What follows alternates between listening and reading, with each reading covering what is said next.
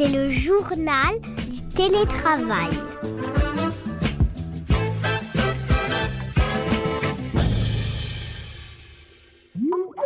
Bonjour et bienvenue dans le journal du télétravail, le podcast qui vous aide à mieux comprendre les bouleversements du monde du travail aujourd'hui. Dans cet épisode, nous allons nous pencher sur une étude de l'ARCEG, spécialiste de l'immobilier, qui, pour la première fois, mesure l'impact du télétravail sur le marché de l'immobilier d'entreprise. Vous l'aurez observé, depuis le Covid et la généralisation du télétravail, les bureaux ont eu tendance à se vider pour atteindre aujourd'hui un taux d'occupation historiquement bas. Pourtant, dans le même temps, le prix du mètre carré de bureau n'a cessé d'augmenter. Alors, comment ces deux tendances, plus d'espace disponible d'un côté, mais des prix immobiliers en hausse de l'autre, vont-elles s'équilibrer dans les années qui viennent? Et quel avenir pour le bureau traditionnel? Pour le savoir, nous recevons aujourd'hui Latifa Akou, présidente de l'ARCEG, venue nous parler de cette étude étonnante. Bonjour Latifa. Bonjour André. Est-ce que tout d'abord, vous pourriez nous présenter un petit peu ce que c'est que l'ARCEG? Oui, l'ARCEG est l'Association des directeurs de l'environnement de travail, qui est une association une association professionnelle à but non lucratif, 1901, qui est une association qui a 47 ans d'existence, présente sur tout le territoire national et qui a pour objectif de valoriser, promouvoir l'environnement de travail et maintenant les environnements de travail. Nous sommes une filière qui aujourd'hui pèse sur l'économie et la société française de près de 102 milliards de chiffre d'affaires et plus d'1 million d'emplois sur tout le territoire. Et justement, vous présentez aujourd'hui une étude sur la tendance des coûts du mètre carré des espaces de travail. Est-ce que vous pouvez nous en présenter les principaux enseignements? Oui, la première chose que nous voyons, c'est l'augmentation de l'immobilier aux alentours de 10%. Alors cette augmentation, elle est due clairement à l'inflation et puis l'augmentation de l'indice immobilier qu'on appelle l'ILAT. N'oublions pas que ce poste de l'immobilier, c'est le deuxième poste de charge après la masse salariale. On a d'un côté un coût du mètre carré qui augmente en moyenne de 10%, mais d'un autre côté, on a aussi davantage de vacances et d'espaces disponibles dans l'immobilier professionnel. Oui, Comment est-ce que tout à vous fait. expliquez ça? Alors, je l'explique par le fait qu'on soit passé en télétravail et que les entreprises ont énormément libéré ou sont en train de libérer des espaces de travail et des mètres carrés, des étages de bâtiments, et qu'aujourd'hui, les entreprises à la fois doivent s'adapter à de nouveaux modes de travail puisque leurs salariés travaillent à distance et chez eux, et d'autre part, la crise économique qui est liée à la crise sanitaire et maintenant à la crise énergétique incite les entreprises à faire des économies. Et comme je le disais tout à l'heure, c'est quand même le deuxième poste de coût après la masse salariale. Donc c'est là où les entreprises peuvent trouver des économies substantielles. Quel est aujourd'hui le coût du poste de travail, donc? Il est de 1 037 € le poste. Il a été réduit de moins 19%. Pourquoi? Pas lié au mètre carré, mais lié aux services qui sont autour, notamment tout ce qui est service courrier, service d'accueil et surtout la restauration, puisque la restauration a été très impactée en 2021 et l'est encore cette année. Ça sera encore l'année prochaine, pour la simple et bonne raison que le télétravail a fait que la fréquentation des restaurants s'est réduite. Donc ça, c'est le premier point. Dans le poste de travail aussi, l'autre indicateur qui est en chute libre, c'est les déplacements professionnels, qui s'est réduit de près de 50%, précisément 49%. Les déplacements professionnels étaient déjà en réduction avant la pandémie, parce que un voyage, un déplacement coûte très très cher. Ça fait depuis 2 ans que les déplacements se sont réduits de façon drastique, liés à la fois à la pandémie, mais aussi pour des raisons économiques et des raisons environnementales. Les services ont été réduits. Ils ont été réduits, mais en même temps, ils sont remplacés par des nouveaux services qualitatifs qui correspondent à des nouvelles attentes. Une restauration peut-être où il y a moins de fréquentation, mais plus qualitative, plus variée, plus bio.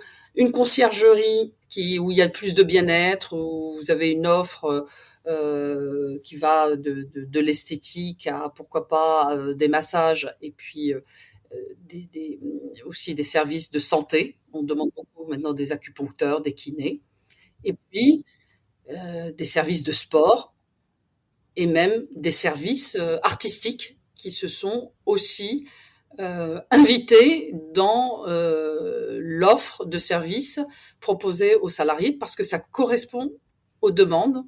En tout cas, les analyses qui ont été faites en 2021, c'est cette demande de services qui se met progressivement en place dans nos entreprises. En 2023-2024, on va arriver dans une situation bien particulière, c'est-à-dire des coûts de l'immobilier qui sont en augmentation et en même temps un prix du poste de travail qui, lui, est en baisse parce que la demande des entreprises change. Qu'est-ce qui va se passer en 2023, selon vous? Selon moi, je pense que beaucoup d'entreprises vont continuer à optimiser et en même temps à mettre de l'argent en contrepartie sur du service pour continuer à attirer et à fidéliser les talents et leurs collaborateurs. Les surfaces vacantes vont être soit transformées en coworking, en tiers-lieu, mais pourquoi pas une réflexion plus générale, mais qui sera liée aux collectivités locales. Pourquoi pas transformer les espaces de bureau en espaces de logement, même si ça demande beaucoup de travaux. Mais en tout cas, je pense que les réflexions ont déjà commencé et vont continuer à perdurer dans le temps. Et pourtant, vous restez persuadé que le bureau a un avenir dans ce paysage étrange? Définitivement, on n'a pas sonné la fin du bureau. Le bureau existera avec une surface réduite, mais perdurera parce qu'il est le port d'attache pour tous les salariés, pour tout employeur qui veut conserver sa marque employeur et qui veut continuer à attirer, à fidéliser et pour que ses salariés aient ce qu'on appelle le sentiment d'appartenance. Quand même, c'est une crise potentielle qui se prépare sur le marché de l'immobilier d'entreprise, en fait, non?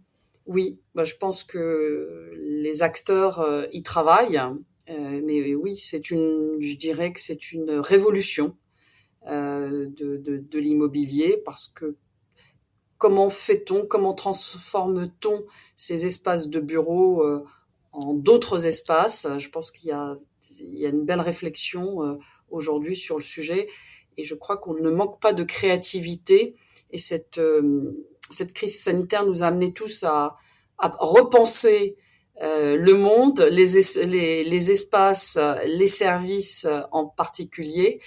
Et je pense qu'on va faire preuve de beaucoup de créativité dans les prochains mois. On a déjà commencé, on continue et on poursuit pour les prochaines années. D'accord. Vous avez des exemples déjà de transformation finalement de ces espaces professionnels laissés vacants? Il y a beaucoup de coworking qui se mettent en place. C'est l'exemple la tendance, c'est beaucoup de coworking, c'est-à-dire beaucoup d'entreprises qui se retrouvent, qui ont réussi à réduire leurs espaces, ils se laissent, il leur reste quelques surfaces et soit ils sous-louent cette partie, soit ils la mettent à disposition d'un coworker et ils la mettent à disposition à ce moment-là. C'est la tendance qui est en train de se faire et d'ailleurs beaucoup d'entreprises se sont créées avec cette offre-là. D'accord. Et du côté des constructeurs, en fait, aujourd'hui, la construction de l'immobilier professionnel, on en est où? Alors ça, c'est un sujet purement immobilier.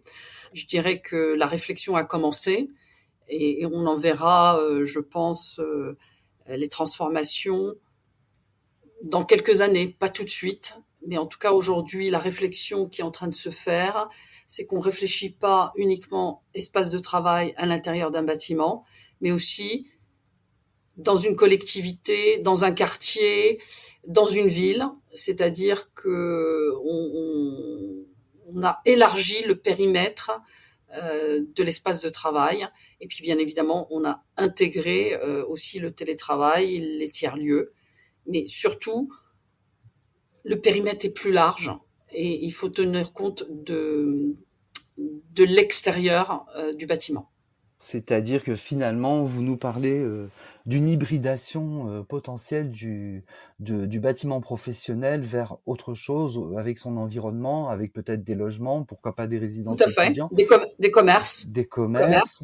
C'est-à-dire que on ne vit plus un espace de travail que dans un immeuble tertiaire, mais aussi dans un quartier, dans une ville, avec des commerces, des services en dehors et en dedans du bâtiment, des logements, et tout ça pour créer aussi un lieu de vie et non plus uniquement un lieu de travail.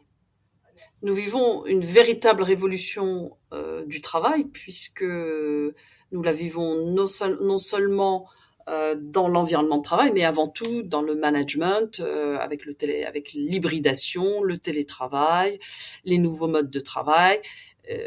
On est dans une époque de totale révolution et on est, de mon point de vue, qu'au début. Eh bien, Latifa Akou, présidente de l'ARSEG, je vous remercie sincèrement de ces explications, de cet éclairage très intéressant qui nous prouve que le monde de l'entreprise est loin d'avoir cessé d'évoluer et que justement, il est en proie aujourd'hui à des bouleversements qui promettent de changer pas mal de choses dans les années qui viennent. Merci. Merci à vous. C'est le journal du télétravail.